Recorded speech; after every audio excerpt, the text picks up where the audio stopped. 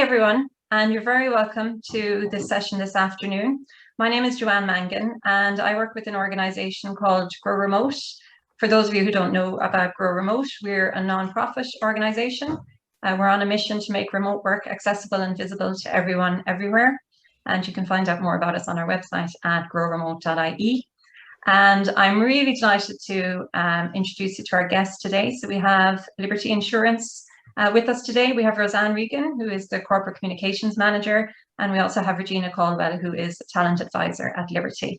And both Roseanne and Regina will talk about themselves a little bit more as we go through the call. So the way it's going to work today is Roseanne first is going to talk through a presentation that she has. It's quite short, maybe 20 minutes, I think, Roseanne, and then we'll open up the floor to questions. So it's a small enough group today, so hopefully you won't be shy, and you'll come out and ask Roseanne and Regina any questions that you may have. We'll have plenty of time after the presentation for those questions. We'll have a Q&A session there. In the meantime, if you think of anything while Roseanne is presenting, you can also feel free to add it into the chat. Okay, so without further ado, Roseanne, I'm going to hand over to you, and thank you very much for joining us today. Thank you. Hi, everyone. I am Roseanne Regan. As Joanne just said, I'm Communications Manager for Liberty, and I'm delighted to be here to talk about the Liberty Digital Way, which is our new digital working model. And I'm going to talk to you about our journey to this digital working model. And as Joanne said, we'll open it up then, and Regina will join me in answering any questions you might have about it. And so before I get into the Liberty Digital Way, I want to give you a brief overview of our company. Liberty Insurance is a leading provider of car and home insurance to the Irish market. We're part of the Liberty Mutual Insurance Group. So that means we can take advantage of our global footprint and over 109 years of industry knowledge by operating as one global company in every market. And Liberty Mutual operates its global retail markets business in Europe through Liberty Seguros, which is headquartered in Spain, with branches in Portugal, Ireland, and Northern Ireland. And since 2018 in Europe, we've been operating in a multi-country model. And this means we have one executive team, corporate functions, and business units operating the whole region, as opposed to separate organizations per market. And then in March this year, we made the transition to remote by launching the Liberty Digital Way. And this decision, and indeed the model itself, was driven both by our corporate values, which focus on putting people first, and our business strategy, which is focused on digitalization.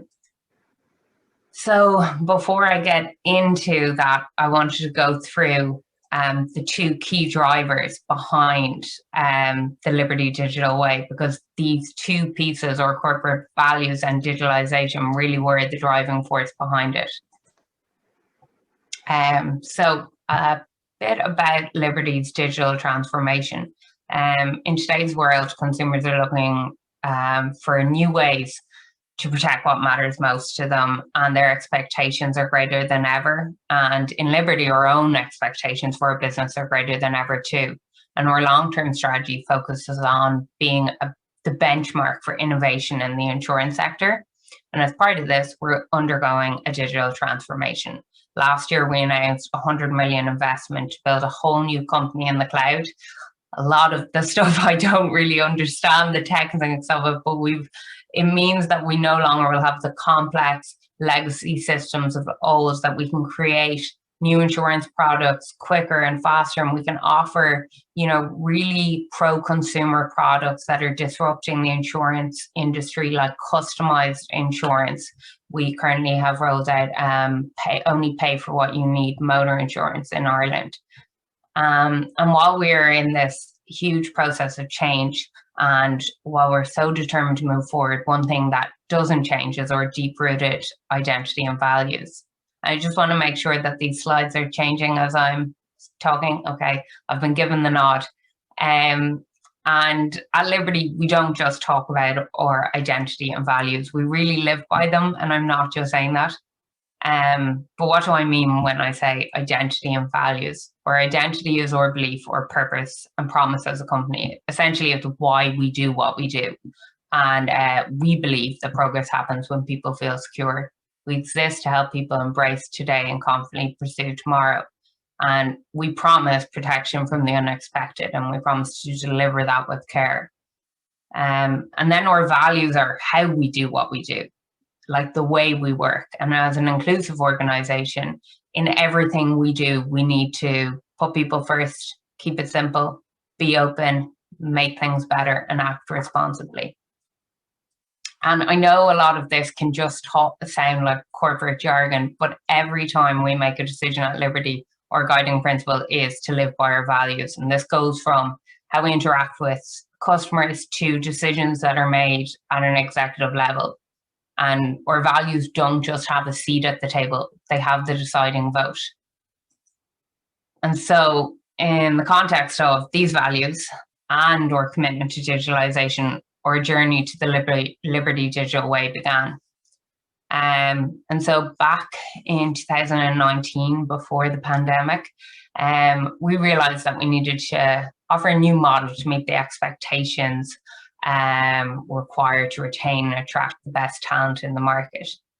But also that multi-country model that I mentioned earlier, we really felt that if we moved to a digital working model, it would really enable collaboration with teams across the markets, because as I said, we operate as one company with branches in each market as opposed to separate entities. So we thought that this would bring us closer together. And it was to take another step towards this cloud-based business model.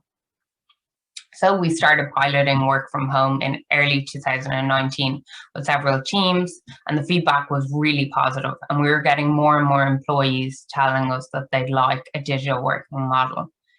And then the pandemic accelerated this transformation, and all our employees were sent home 2 weeks before the governments in Spain, Portugal, and Ireland. It was 2 weeks before it was mandated that we all work from home. I just think that's another sign of how well Liberty puts its people first. And then while we were working from home, we surveyed our employees, and it really reinforced what we had felt, and it anecdotally was coming through, that people wanted a digital model. The figure of 93% coming back at us, that 93% of our employees didn't want to return to the old way of work, and expressing that, the main benefit for a digital working model for them was that they thought it would improve their work-life balance. And so we sought to live by our values of putting people first and give them the freedom and the flexibility that they deserve but also wanted. And that's all well and good, but at the same time, it is a business that we have to operate. But we can see that since working from home since March 2020, our business productivity and our employee engagement has increased and then remained strong ever since. And I can go through some of the figures on that in a later slide. So yeah, the impetus was all there for us to create this model. But we really felt that when we did so, it was really important to create it with our employees. It was employee mandated. They've asked for it, but we felt it needed to be created together. So we engaged with our employees and their unions on the fundamentals of the model, what it would look like, how it would work. And in Ireland, we held an election process to select employee representatives who then participated in the consultation process. And then after this, employees in Ireland all adopted the new digital model. In Spain and Portugal, it was a little bit different. There we worked with the employee unions, and the legal framework in those countries meant that the Liberty Digital Way had to be voluntary, and that employees actually had to opt in for it. And people really practiced what they preached with that, and 97% of employees in Spain and Portugal opted into the model. So what is the Liberty Digital Way? Here's the model that we've created together. Essentially, it means that all employees work primarily remotely with the option of spending 2 days per week in the office. And this really is for brainstorms, workshops, face-to-face meetings, and not as, as somewhere to just like hook up your monitor and work in a silo there.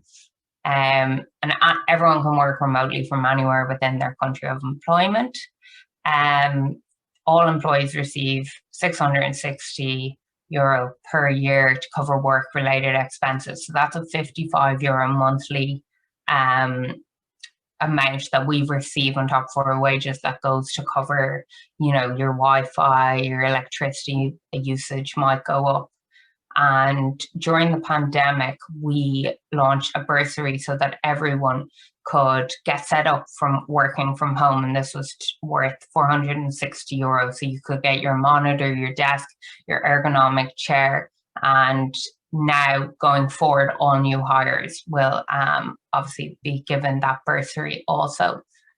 And I suppose the model itself was enabled by, you know, our cloud-based business model, this, you know, the whole digital transformation of the whole company, and the local labour laws in place in each of the markets, and the success of virtual branches, which we had previously created for our broker partners, because that also was a huge part of our business.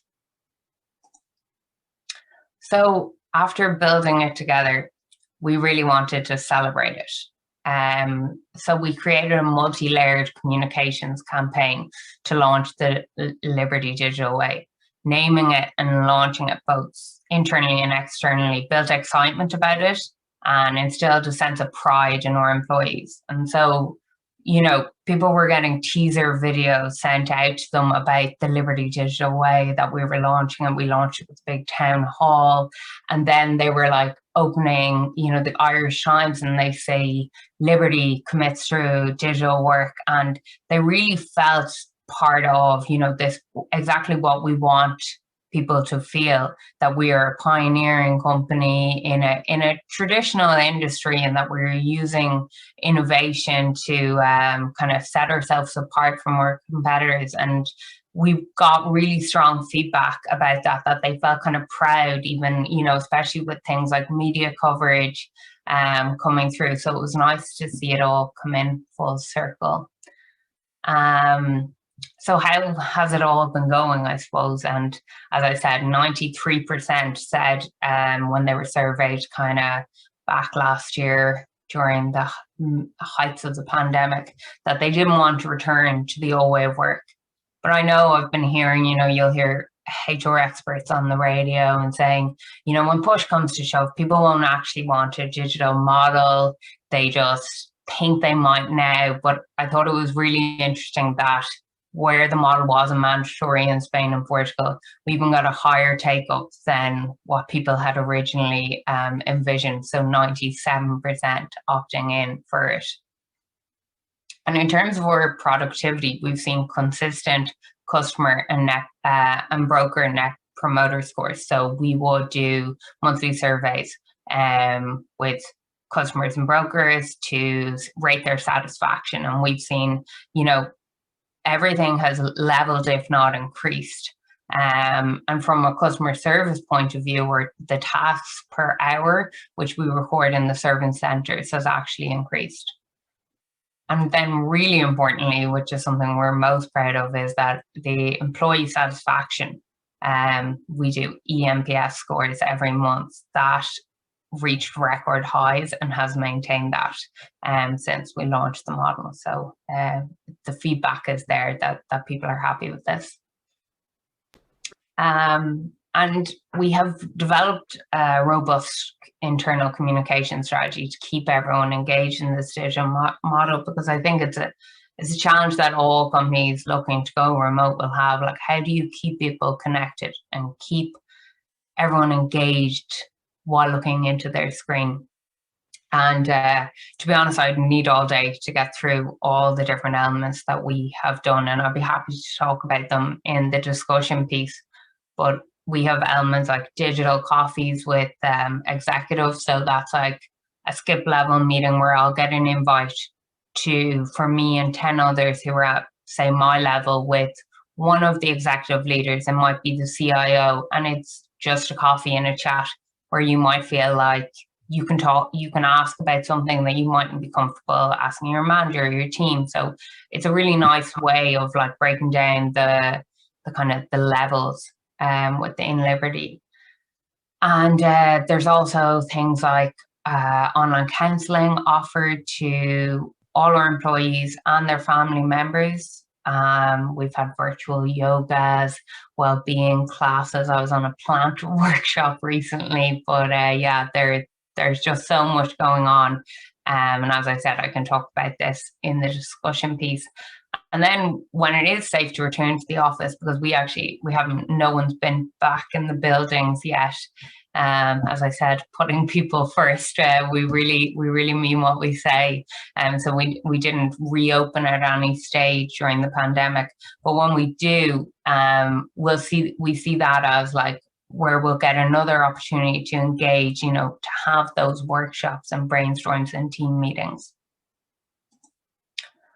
And if I can give you one takeaway, I suppose, from Liberty's journey, it's that, because I know that, you might be a smaller company and you might have this kind of corporate backing behind you, but I think the main thing is that it needs to be employee mandated. You need to find out, do your employees actually want it? Because that's the main thing. You have to, if it has to be done with the backing of your employees and because they want it. And then it needs to be in line with, your values as a company and also your business strategy. Because I really think that, like, to reap the benefits of digital working model, you really need to have that kind of integrated approach. So that was a lot. I probably went way too quickly, but it's a bit of a whistle-top tour around the Liberty Digital Way. And yeah, happy to open it up for discussions and questions, and I'll probably pass some of the more difficult questions on to Regina in our talent department. Brilliant. Thanks a million, Roseanne. I think that was really good, a really good overview of the steps that you took. I really like the fact that you asked your employees first. I think that's a great first place to start. And you seem to have put a lot of thought and a lot of intentionality into what you're doing. So it looks really great. And it's great to hear the results that you're seeing already. So especially the employee engagement, I think that's one. Productivity, I think that question was answered. But I think with the engagement piece, it is still a worry in the minds of some employers. So I have a couple of questions here, and everyone on the call can feel free to unmute yourselves and ask Roseanne or Regina a question, or you can type it into the chat as well if you wish. So a couple of questions in the chat already. Kevin, thanks Kevin. He has asked, do you allow work from a co-working hub? And if so, is there a stipend for employees to access? Well, I will pass that one on to Regina as the talent advisor here. Hi everyone, thanks for joining this afternoon. My name's Regina, as previously highlighted, and I'm a member of the talent advisor team in the Irish market. I work quite closely with my colleagues in the Spain and Portugal market also in the areas of talent. So I suppose in regards to hubs, yeah, we can facilitate that. I don't think we've had a particular request for it at present. But certainly, I suppose we do have our monthly allowance that is provided to employees, so that can be utilised towards any cost in relation to hubs. But certainly, there's certain aspects that we would have to cover off in terms of data privacy and I suppose health and safety if you're not working from a location from your home as such. So certainly that is something that we consider, but certainly there's areas around it that we would have to clarify and to confirm before assessing that type of request. Do you have a couple of regional offices around Ireland, or have you one? So our main offices are we have Cavan, we have Dublin, and we have an office in Enniskillen as well. Okay. Okay, so you're pretty dispersed. Okay, great, thank you. So Kieran has asked, how have you monitored how your employees are spending their bursary? Also, the second part is, do you risk assess around DSE setup, etc.? Have you systems in place to continuously monitor and check in with employees around health and well-being? Do you want to take that one Yeah, as well? Sure, no problem. So I suppose the first part of the question in regards to the bursary. So what it is, I suppose employees have to submit expenses. So they would submit their receipts, and then obviously we view those receipts and ensure that they're for the particular piece of equipment that's related to working from home, and then it's reimbursed to them via their payroll. So it's not, I suppose, an automatic payment, you know, where that amount is available, but there is, I suppose, a receipt kind of reimbursement process. And we were given like so it was 460 in total, but you know, you were given the guidelines of you have up to this to spend on a desk, a monitor, so you knew kind of the weighting between each of the amounts that you could spend, and then submitted your receipts and got reimbursed money. Yeah. And then I suppose do we risk assess around DSE setup, etc. We have engaged with, I suppose, an external company to assist us in I suppose, this specific area, utilizing their expertise, and where we issued questionnaires to employees, you know, specifically around, I suppose, their workstation setup, their desk height, their chair, their monitor, you know, foot supports, all of those areas, and specific questions about the chair and the desks, essentially. And then we certainly then linked in with anybody who had specific requests, or it depended on the answers to that questionnaire. We also had to, I suppose, send some photos of our desk work setup. So certainly it was a digitally kind of a digital process. And then those kind of answers then that we were getting from employees depended on what their specific requirements were. That's how we managed, I suppose, any individual kind of requests or requirements. So yes, it was conducted, and it was run digitally, because that's what we have to do now. So certainly, you know, that was the approach that was applied. And again, I suppose we utilize an external service to do that, because we were, you know, availing of their expertise in this area. Okay, I think there was one other part to that question. Yeah, the last part was, have you systems in place to continuously monitor, check in with employees around health and well-being? So we've run obviously a number of initiatives, as Roseanne had indicated, in terms of, you know, Pilates, online classes, plant workshops, you name it. We've kind of covered it off. Managers, I suppose we fully kind of briefed managers as well in terms of their responsibility and how to, you know, link in with their teams, especially, you know, as COVID kind of escalated. So that was very prevalent for us. And then, you know, we're looking currently at some tools, you know, a tool that may, give an employee an opportunity to, you know, inform them how long they're online. It might pop up and say, you need to take a break now, you've been online too long. But certainly, I suppose, from, you know, from a health and well-being, we offer obviously our employee assistance programs, and we have, you know, a direct kind of more kind of communication, you know, forums with the managers, senior managers. So, you know, you'll find a lot more kind of interaction maybe that wasn't there in, you know, when we were in the office. So I think a lot of kind of channels have opened up in terms of communication and ensuring, you know, that managers and teams and different team members are connecting with their team members and ensuring that they're okay. But that's something that we kind of review regularly, and that we, you know, highly encourage as well.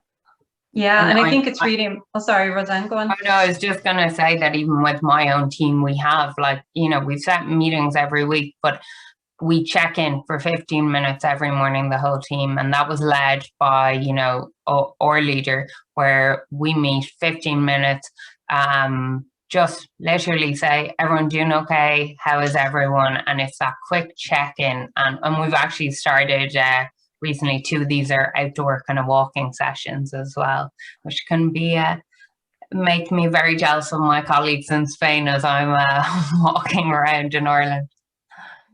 Not today, though. I think we're nearly equivalent. No, yeah. Today it looks, today's better.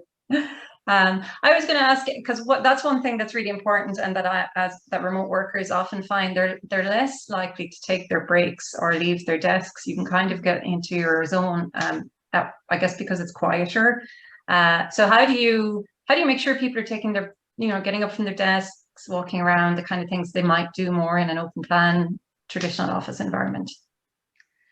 Yeah, I suppose we've offered employees flexibility around their work schedules as well. So we have a number of employees who may, now that they're home, dependent on their role, they might want to, do the school run or pop out and pick up their kids, you know what I mean? So, we've been very flexible with employees in offering that kind of the opportunity to do that once, obviously business requirements are met.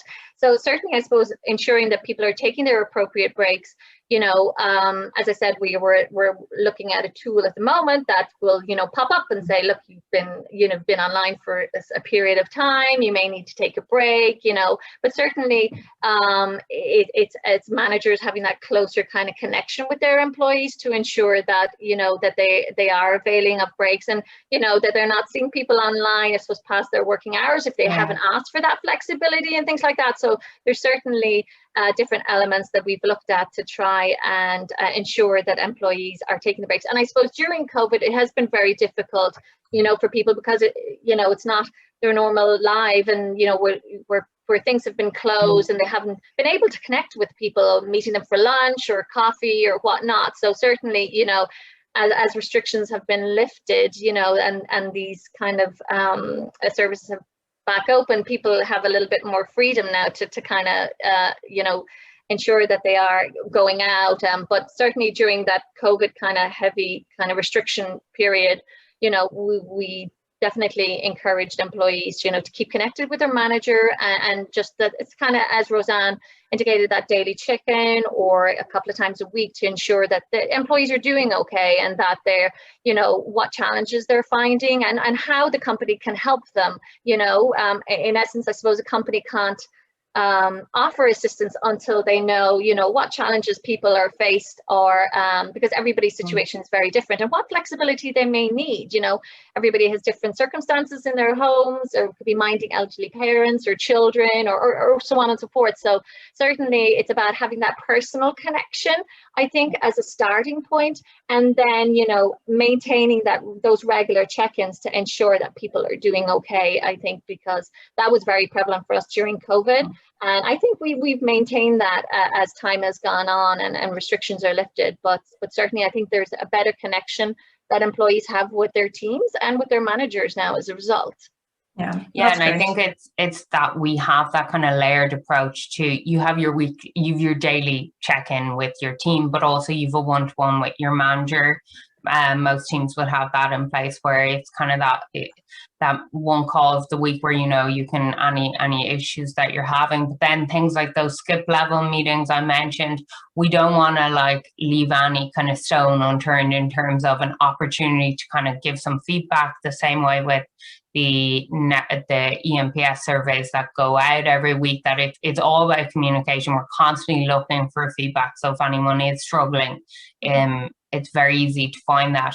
And sorry, I was just thinking of so many different elements there, because we are working on that, the right to disconnect policy within, but we're developing it across Ireland, Spain and Portugal. So, but a lot of the whole, how do you help people switch off and all that, we've been working on that for years. Now we're just adapting that to a digital model. So it's not like coming up with these new things. It's more like, okay, how can we do that in a digital space? And we're really trying to help everyone's well-being and kind of foster that, switch off, go outside, get your walk. For example, we had our summer, usually we have a summer barbecue. Because I joined remotely, I never got to experience this real summer barbecue, but we've done it virtually for the past 2 years now.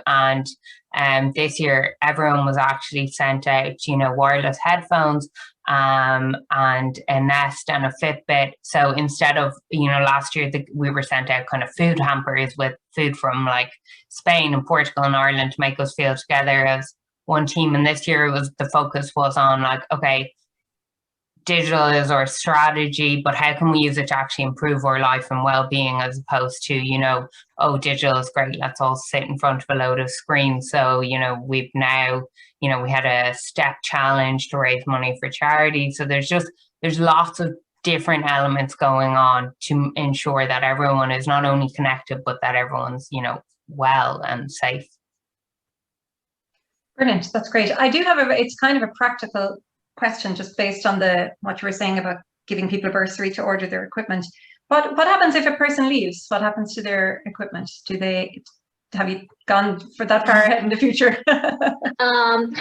It's okay if you don't have the answer. It's just something that's come up in another conversation I had with another employer, and it was a question on their minds.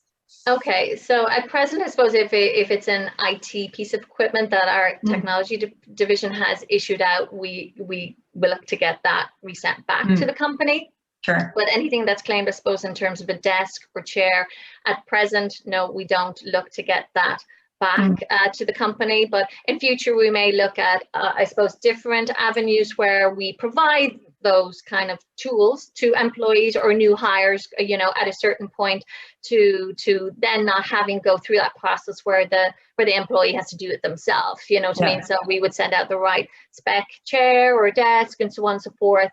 So that might be things that we look in the future, but at present, no, we don't look to recoup any element outside of what's issued from our technology division. Okay, great, thanks. So Caroline did have a question, but I think we've answered it. Hopefully we have, Caroline, on how to facilitate a disconnection, and especially for workers who struggle to switch off. So you guys have covered that pretty well, I think. Michelle has asked, were there additional security measures for hacking or financially sensitive or confidential information? So that's a good question, especially in your industry, where you would be handling a lot of data on your customers. So what kind of measures did you put in place?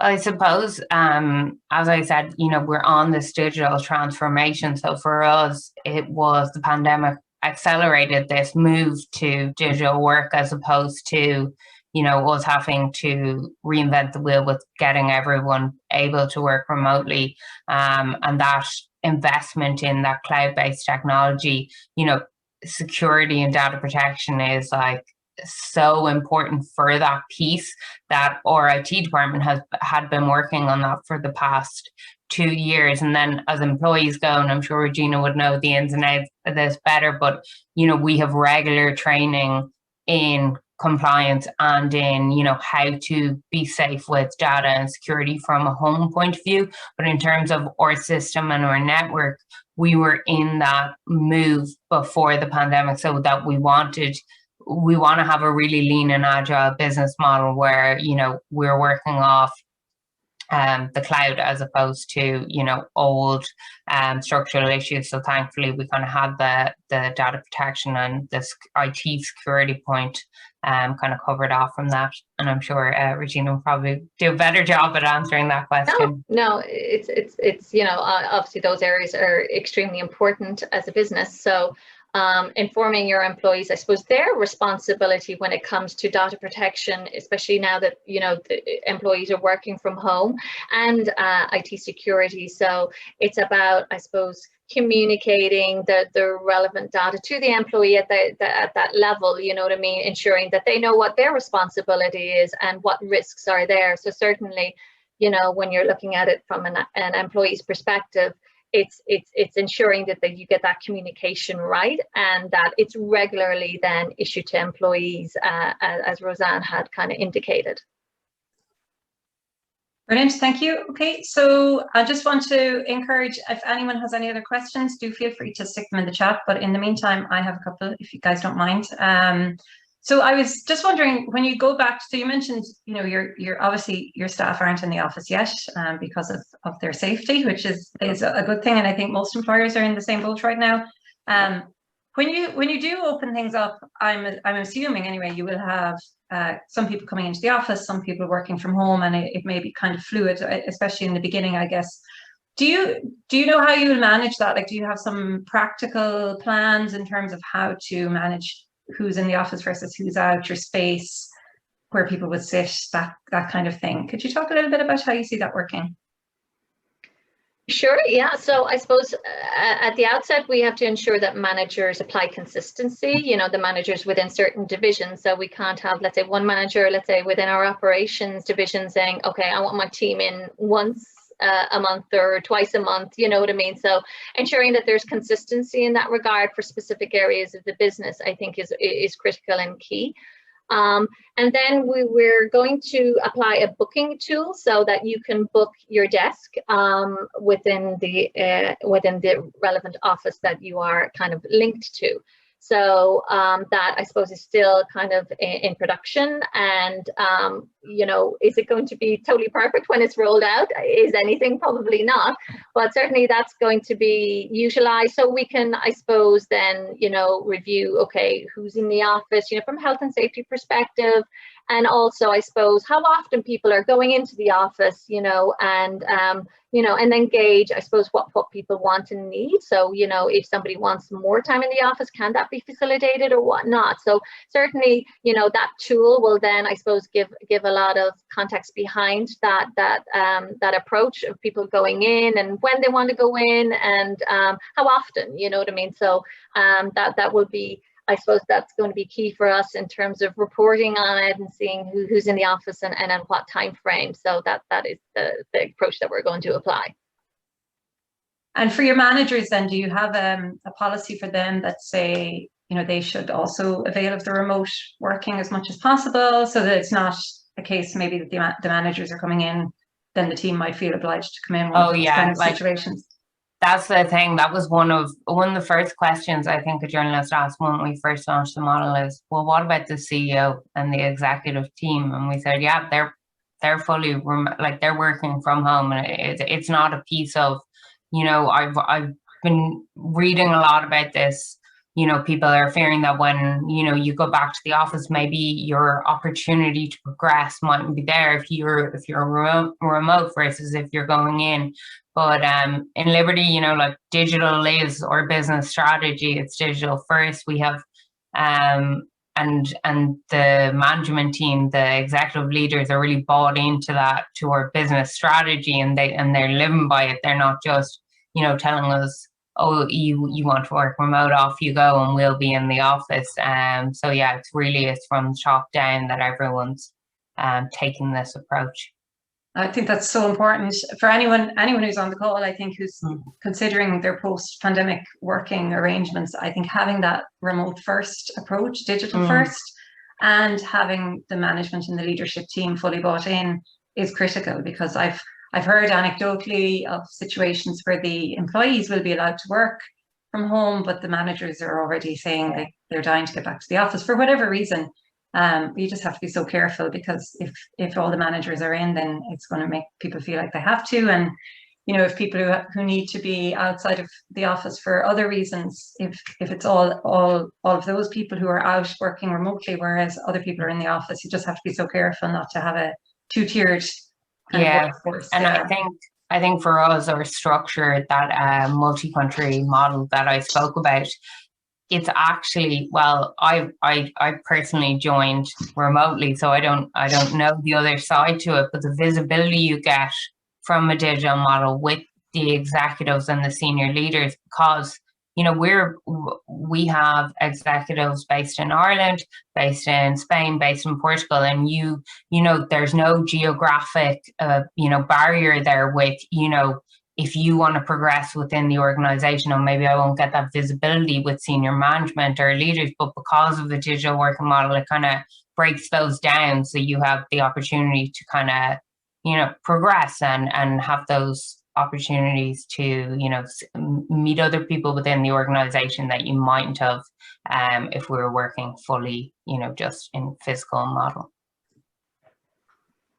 And I would just, from a Growremote point of view, obviously we're really interested in understanding the potential for remote working in terms of community development, in terms of rebalancing the urban-rural divide in Ireland, bringing people back to where they want to live rather than being forced to live in a certain place because that's where the work is. So have you, it might be early days yet, maybe this hasn't happened, but have you had any situations where an employee or employees have been able to relocate, say outside of Dublin or outside of urban areas, that they've been able to avail of the freedom that you get with remote working and live somewhere new that they want to live? Yes, absolutely. We have. We've people, so our main office locations are Dublin, Cavan and Enniskillen. So we've had employees move Kerry, Cork, Galway. Yeah, they're taking this opportunity now to relocate. Certainly, still linked to one office though. So if they are required to come in for whatever reason, be it, team meetings, training, modules, or so on and so forth, that is still their office space as such.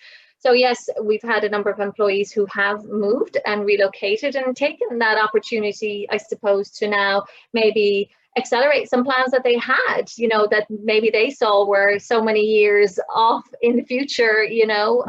Certainly there was one person, throughout the consultation had taken the opportunity, to avail of accelerating their plans to relocate to a more rural area, from an urban area. And to buy their house, so that certainly was great to see that, and enhancing people's lives, I suppose, in terms of a bigger house for their family and whatnot. So certainly you can see the benefits and how people are taking the opportunity to enhance their lives, I suppose, or as I said, accelerate their plans that they had that maybe they saw maybe wouldn't be possible if they were linked to a particular office. And so, as I said, it was great to see that kind of flexibility, that people have now. That's great, because you often see in the past it would be you put in your time in the office in Dublin, and maybe if you built up enough credit with the employer, they might allow you to work remotely in very exceptional circumstances. So it's great to see these jobs are being unlocked from urban centres, and people can relocate and live where they want and have that freedom to do it. I think it's fantastic. And we can hire from wherever we want as well. It's kind of twofold. It opens up the rest of the country to our employees, but then also it opens up, our talent pool.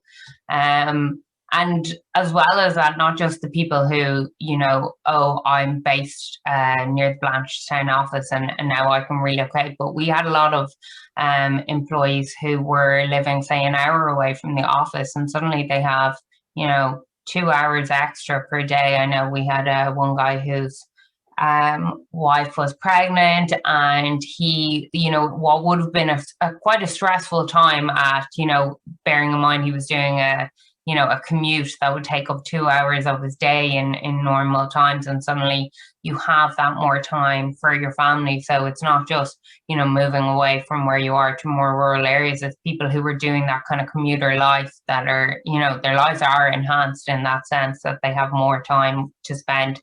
And the company really does encourage that, you spend that time with your family and relaxing. And even coming up in August now, there will be more people will be taking holidays. It's kind of the Spanish culture is rubbing off on us here in Ireland, where, you're getting emails and videos from the CEO saying, using your annual leave is just so important to the company, just so that, we can all kind of be reset and re-energized, and it all just plays into that work-life balance piece. Have you had anyone asked to move across location from, say, Spain to Portugal or Spain to Ireland or vice versa? How do you handle those kind of requests? I don't think we've had anyone, a current employee. We've had an employee who recently wanted to move to Ireland from Spain because their partner was here, so we kind of facilitated that, but they were a new employee. But certainly, look, if a request like that came in, there would be a number of factors that we would have to consider, different contract of employment, you know what I mean, and so on and so forth. So, but I wouldn't say it's something that you could rule out, but there were certain elements that you would have to review. But certainly, it could be some request for people in Ireland to move to Spain and Portugal, that is an option that may be there, but obviously there are certain elements that you would have to confirm with that employee. But yeah, the flexibility would be there, I'm sure. Great, Kate, thanks very much. I wanted to ask you one question that, because everything's very positive. Obviously, we're talking very positively about the change that you've made, and it seems to be going really well for you, which is fantastic. But what about challenges? Have you encountered on the road that you've taken what have been the biggest challenges and how have you been able to overcome them? Yeah, I suppose, during the consultation, we envisioned, I suppose we had applied, I suppose, a 30-day consultation with employees. And I think that it was extended because it kind of fell over the Christmas period. But, we had 2 executive sponsors on I suppose, the project group, which was great, so that the employee representatives could see that the message was coming from the top down as such. And I suppose through that consultation we got a number of questions and queries and certain areas. So we kind of divided the project into certain pillars so that we could look at those specific questions and queries. So, and then branched from that, I suppose we then had individual consultations with certain employees that had specific requirements and requests. So it was kind of, it was a long process. It's certainly, it's time consuming, but it's a very, very important element to get everything right. And did we get everything right? Certainly not. You know what I mean? As I said, look, when we look at this booking tool now that we're going to kind of onboard, or is that going to be perfect? Absolutely not, But certainly, I suppose, during the consultation period with employees, a lot of employees, were kind of had, I suppose, a lot of concerns over COVID and so on and so forth. And I suppose what we were trying to say to employees is like, you could try and put on your normal life lens, you know what I mean, to try and look at it like that. So certainly, yeah, did we get everything right? Absolutely not. But it's, I suppose, about, taking the feedback from the employees and then taking it away and consulting with the specific managers or areas of the business or the executive team to say, look, can we do that? You know what I mean? And that is key. And showing the employees that we are taking their feedback away and looking at what is possible, what's not possible, and taking ideas, you know what I mean? So certainly we had positive feedback, we had negative feedback and ideas that sometimes some things we did have to, tweak and change. So I think that was key. But, through the consultation period, we certainly had individual conversations with employees, to really drill down, what their concerns were or what we as a company could do to offer support and be flexible on. So it kind of went down to that level for the people that did have specific concerns. So, and as I said, look, we're still, it's kind of new to us, and we will have to tweak things, certainly. But it's about just keeping that channel of communication open with the employees to ensure that we're listening and that we're taking their feedback on board, and any challenges that are coming up that we look to address as soon as we can, if possible, you know what I mean, and be flexible on. Yeah, because I think that was a huge challenge as well in trying to make, it's very launching a digital working model in the midst of a pandemic where that opportunity to socialize with your teammates isn't there. And like that, what Regina was saying about trying to explain to people, like, it's not going to be just like this. Like, we are still going to be able to go for drinks on a Friday or meet for a team lunch or a team dinner. And it was, I suppose, that was a big challenge, like making this move. We didn't want to, we wanted everyone like to know about the model and to launch it. We didn't want to hold that up, but I suppose that it was quite difficult to kind of explain to people as well that, like, things are going to be a lot different when the world opens up again, that we will. And now we're facing into this new kind of chapter of the Liberty Digital Way where we'll be able to use the office facilities for these kind of workshops. And that will bring its own challenges in terms of, okay, now we're all so connected as one organization across the markets. How are we going to balance that now when we're going in? And are we still going to have that connection across the market? So, plenty of challenges ahead. I think the fact that you put a lot of thought and time and effort and consultation into it will stand to you. But it's true, we're moving into the next phase of all of this, and nobody can really say how it's all going to play out. I think you're making the right steps, though, to minimize any risks of it going really wrong. I think you've put the right measures in place to be able to do it successfully. So I think it's great. Kevin has written a comment here to say, delighted to see Liberty leading the way with remote work. it's a shrewd business decision which will lead to greater talent pool and retention rates. I completely agree. I mean, you can see your statistics, 93%, 97% of your employees want this. And that's what we're seeing across the board with other employers as well. So I think that's really fantastic. And the effort that you're putting into it now, I really do think will stand to you as we move into the next stage. I also agree, you know, the misconception about remote work is that people who work remotely never meet. I mean, that's not true. You know, we haven't been able to meet, obviously, in the last year, but that was remote working in a pandemic. That's completely different to what remote working will be in the future when things open up and people will be able to meet. And you're a great example of how you can, you know, the office is not dead. You hear a lot about how the office is dead. It's not always the case either. Some remote companies will, you know, get rid of their office space, or some, and downsize, but I think there's still a place there for the office if it's used the way that you are talking about using it. I think that can be a positive as well. Great. So I think we're going to close off because we've just a couple of minutes left. Any advice or any last minute words of advice for anyone on the call who's thinking about how they would do this going forward?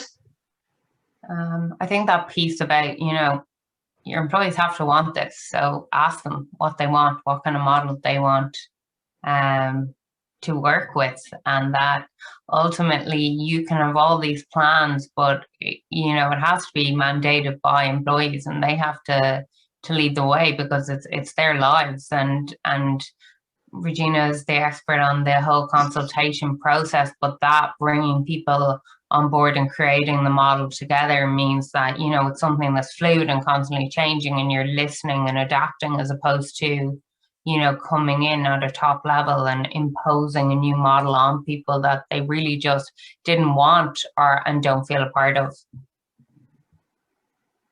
Brilliant. I suppose it's the, you know, in the consultation period and the process, I suppose it's important that, you know, with the employee representatives that are elected, you know what I mean, that they're on board and that they're ready, I suppose, to really play out the role, to engage with the pool of employees that they were assigned to. And there was an election process, so employees voted for who they wanted to be as their representative. But I suppose that representative understanding fully, I suppose, what their role plays as part of that consultation forum, and to ensure that, you know, the relevant information is being passed along. And certainly, I suppose, just another point in terms of culture and engagement, employee engagement, you know, everything is going to look different for us, you know, all these kind of initiatives that we've run in the past and training modules, you know, it's all going to look very, very differently now going forward. And I suppose, you know,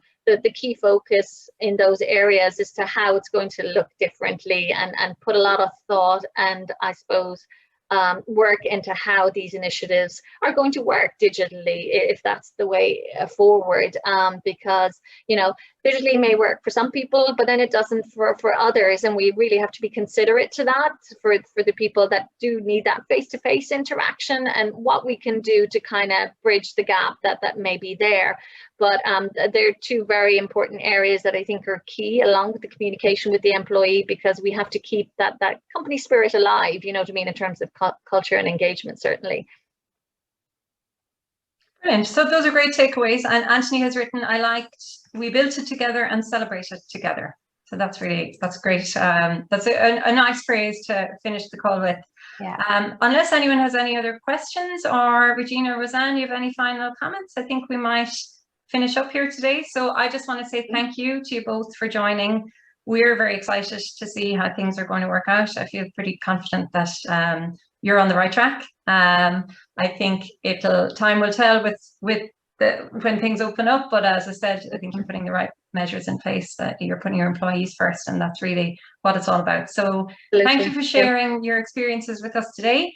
Thanks for everybody who asked questions and who joined us on the call, and we will say goodbye now and see you all again soon. Thank you very much. Thanks a million. Thank you, everyone. Thank you. Bye. Bye-bye. Bye. Thanks.